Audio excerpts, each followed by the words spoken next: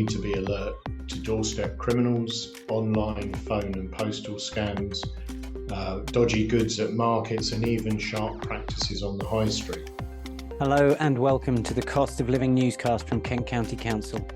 In this episode, our journalist Elizabeth Matsangu is speaking to Steve Rock, Head of Trading Standards for Kent, about the impact this crisis is having for both individuals and businesses and what Kent County Council can do to help.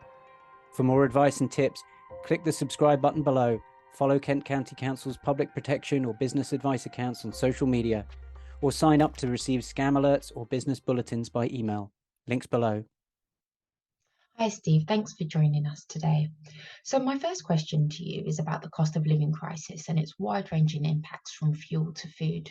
What areas are you most concerned about? Well, as the Head of Trading Standards, I'm concerned that at a time when people are struggling with rising prices, rising inflation, which puts households and businesses under immense strain, that these are ideal conditions for people to be defrauded and ripped off. Unfortunately, this situation makes us all vulnerable as we change our buying habits in an attempt to reduce the costs and make money go further. As Trading Standards, we're focusing on combating unfair practices, dealing with unsafe products and maintaining business compliance.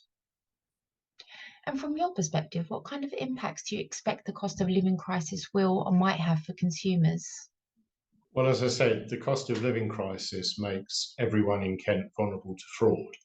We'll all need to be alert to doorstep criminals, online, phone and postal scams, dodgy goods at markets and even sharp practices on the high street. I'm concerned we'll see an increase in counterfeit goods, untested and unsafe products, low quality mislabeled food, unscrupulous individuals fraudulently mis-selling goods and services, selling short measure goods and overcharging.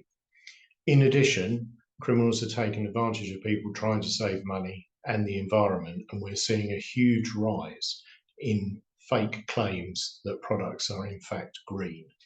And what about the consequences for businesses? I'm aware that many businesses are struggling. It's difficult but important that when you're looking to reduce the costs, businesses are aware of the risk that comes with a new or unknown supplier. It's not just what's being purchased, but also the potential of being scammed when you're doing this. Changes that reduce cost could impact the product and lead to consumer detriment. There are two examples of this. One is where we have substitution for cheaper ingredients in a product.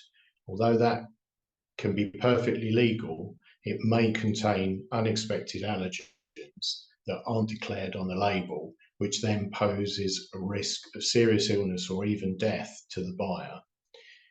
Also, if you're going to switch to a new supplier of existing products, if there's no checks being carried out that the product is tested and produced in the same way, it could result in unsafe products being sold. We're also very concerned about the impact on the farming community. With rising feed costs, veterinary costs, fuel costs, and utility costs, farmers are under significant pressure. This has been made worse by a very dry summer where they've already eaten into their winter feed supplies, all of which has the health of their animals and their own health and well-being at risk. This will put pressure on farmers who may be forced to try and save money, and in doing so, it could undermine the effective control on the spread of animal disease.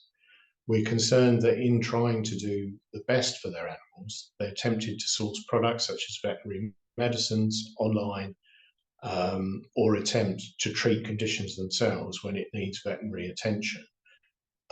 Or they may seek a source of feed from unreputable sources, all of which puts them at risk of being targeted by scammers while also putting their animals at risk.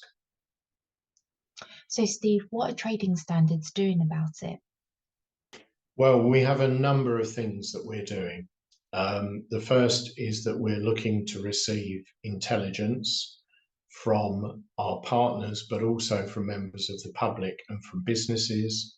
This is absolutely crucial because we don't know what's going on unless people are telling us. It's really important it's reported. we're responding to complaints. We receive complaints from Citizens Advice Consumer Service. We also get information from our partners. Both Citizens Advice Consumer Service and Crime Stoppers are aware of this campaign and are therefore poised to pass information through to us. We're carrying out market surveillance and testing of goods. So we're monitoring what's on the marketplace, looking at particular the high usage and high risk products, looking at food, taking food samples, just to check whether or not there is any change in the quality or in misleading statements or fraudulent claims, and to protect the public. We're also carrying out early interventions. This is where we are supporting businesses where we get an indication that things are not quite going right. We will then engage with the business and try and help them to get things right first time, to the benefit of consumers and to their own business. We're also educating and warning the public throughout the campaign on all of the issues that we are finding and the information that's coming to light. And lastly, most importantly, we're helping businesses to stay compliant, and we're providing an hour's free business support for businesses that need help and assistance in getting their compliance. And how are you keeping residents and businesses informed? One of the methods we're employing is by using newscasts, and we have a whole series of these planned on specific areas which will assist consumers and businesses alike. We have an extensive social media campaign where we will be advising people of scams, of concerns, of results of some of the testing that we've done to try and assist everybody in coping with this. We are putting out specific emails, which we have an emailing list, so businesses and interested parties will be receiving email updates from us.